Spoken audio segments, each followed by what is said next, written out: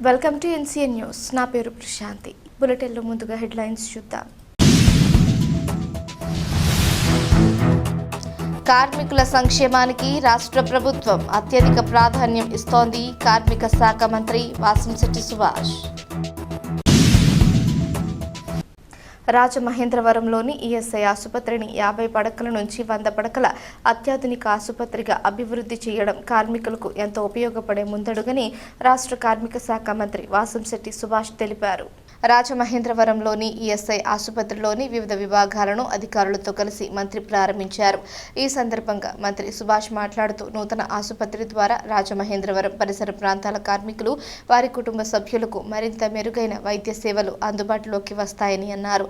రాజమహేంద్రవరంలో సుమారు 75 కోట్ల రూపాయల వ్యయంతో నిర్మించిన 100 పడకల ఈఎస్ఐ ఆసుపత్రి నూతన భవనాన్ని నిర్మించినట్లు తెలిపారు. రాష్ట్ర ముఖ్యమంత్రి నారా చంద్రబాబు నాయుడు కార్మికుల ఆరోగ్యం, భద్రత, సంక్షేమానికి ప్రత్యేక ప్రాధాన్యం ఇస్తున్నారని తెలిపారు. కేంద్ర రాష్ట్ర ప్రభుత్వాలు కార్మికుల సంక్షేమం కోసం అనేక సంస్కరణలు అమలు చేస్తున్నాయన్నారు.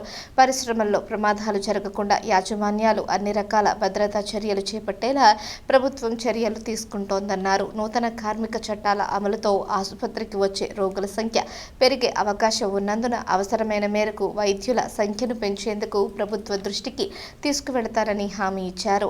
ఈ కార్యక్రమంలో రాష్ట్ర insurance medical service director V Anjaneyulu, ESI regional director M Ramarao, nursing superintendent doctor Koteswararao, ESI joint director Pranav Kumar తదితరులు పాల్గొన్నారు.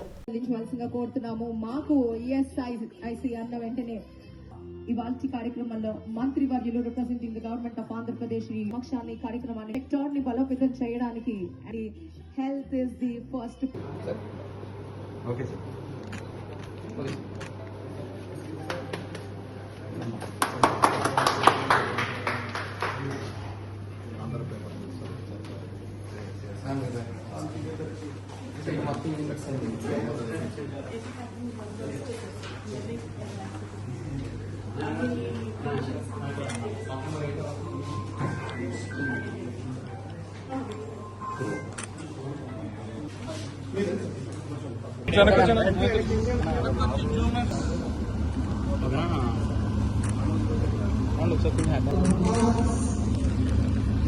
చాలా ముఖ్యము.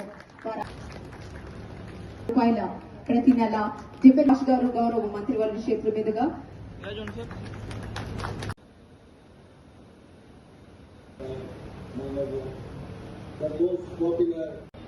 ఈఎస్ఐ హాస్పిటల్స్ సుమారు 8 ఈఎస్ఐ హాస్పిటల్స్ సూచనప్రాయంగా కేంద్రం ఆమోదం తెలపడం, 28 డిస్పెన్సరీస్ కి మరి అనుమతులు ఇవ్వటం, ఎక్కడైతే ఈ ప్రభుత్వం వచ్చిన తర్వాత గత ప్రభుత్వం తప్పిదాల వల్ల కంటిన్యూస్ గా యాక్సిడెంట్లు జరుగుతూ వచ్చాయి.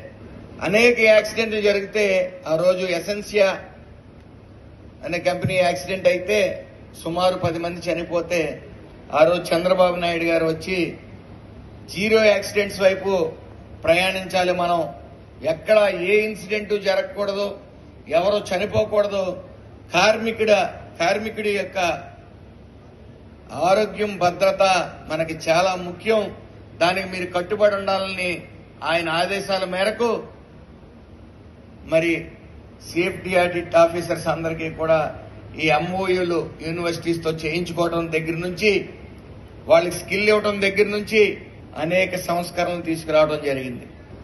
సీఎం గారి ఆదేశాల మేరకు కేంద్రం యొక్క సపోర్టు ఫుల్గా ఉండటం వల్ల గత ప్రభుత్వం 5 సంవత్సరాల్లో ఎక్కడ బాధ్యత లేకుండా గుప్పుడు ఇసుక గాని ఒక ఇటుకు గాని పెట్టిన వైనం లేదు.